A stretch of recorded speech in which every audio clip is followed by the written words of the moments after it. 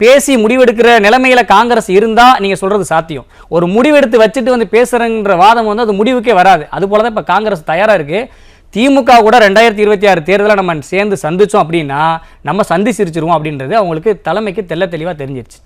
இந்த விஷயத்தை நம்ம எப்படி சொல்றது? நீண்ட காலமா நட்பா பழகிட்டமே, திடீர்னு நான் உன்னை பிரேக்கப் பண்ணணும், நான் உன்னை என்ன பண்ணணும், உன்னை கலட்டி விடுறதுக்கு ஏதாவது எனக்கு ஒரு காரணம் வேணும் அப்படிங்கிற மாதிரி தான். இப்போ வந்து நான் கேட்குற தொகுதியை தர்றியா, நான் டிமாண்டை தர்றியா, தராதுன்னு தெரியும். திமுக தராது, நம்மளை திமுக எந்த அளவு வச்சிருக்குன்னு தெரியும். ஆனால் இவங்களுக்கு வந்து விஜய் கூட போகிறதுக்கு விருப்பமாகி போச்சு. விஜயோடைய கட்சி அவர்களுக்கும் தாவேக்கவினருக்கும் என்னென்னா அவங்களும் தனியாக நிற்க விரும்பலை. தனியாக நின்று, ஏன்னா கூட சேர்ந்தா வச்சு எப்படியாச்சும் ஒரு காங்கிரஸோட நிலைப்பாடு என்னென்னா விஜய் அவர் கூட போய் சேர்ந்தா ஒரு எதிர்கட்சியாவுடைய நிலைமை கூட நம்ம வந்துடலாம். ஆனால் திமுக கூட தொடர்ந்து இந்த 2026 தேர்தல் நம்ம சந்திச்சோம் அப்படின்னா டெபாசிட் இழக்க வேண்டிய நிலைமை வரும். ஏன்னா இன்னைக்கு மக்களுக்கு வந்து இன்னைக்கு கிட்டத்தட்ட நீங்கள் 500 வாக்குறுதிகளுக்கு மேலே திமுக அள்ளி இறச்சாங்க. இன்னைக்கு எல்லாத்துக்குமே வந்து இன்னைக்கு அந்த காலத்தில் மாதிரி இப்போ இல்லை. சோசியல் மீடியாவில் அன்னன்னைக்கு வருது, சொன்னீங்களே செஞ்சீங்களான்னு தினந்தோறும் நம்ம பார்க்க முடியுது.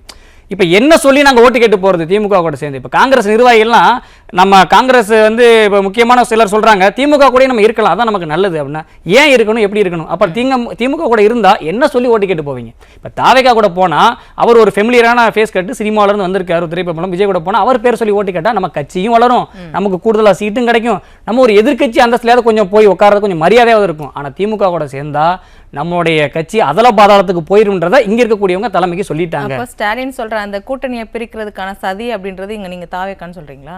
இல்ல, சதி அப்படின்றத விட ஆசை காட்டுறது. அதாவது இந்த சதுரங்க வேட்ட படம்னு ஒரு படம், அந்த படத்தில் சொல்ல மாதிரி முதல்ல ஒருத்தனுடைய ஏமாத்தணும் அவனுடைய ஆசையை தூண்டணும் அப்படிம்பாங்க இல்லையா? முதல்ல வந்து எப்படின்னா இவர் ஆரம்பத்தில் சொல்லிட்டார், விஜய் அவர்கள் வந்து ஆட்சியிலையும் பங்கு அதிகாரத்திலையும் பங்கு முதல் ஆசை. இப்போ ரெண்டாவது வேற விஜய் அவர்கள் வந்து நிறைய பேர் வர்றதா அவர் எதிர்பார்த்தாரு. எல்லா பெரிய பெரிய கட்சிகளில் வந்துட்டு இன்னைக்கு வந்து கூட பேச்சுவார்த்தை நடத்தினாரு.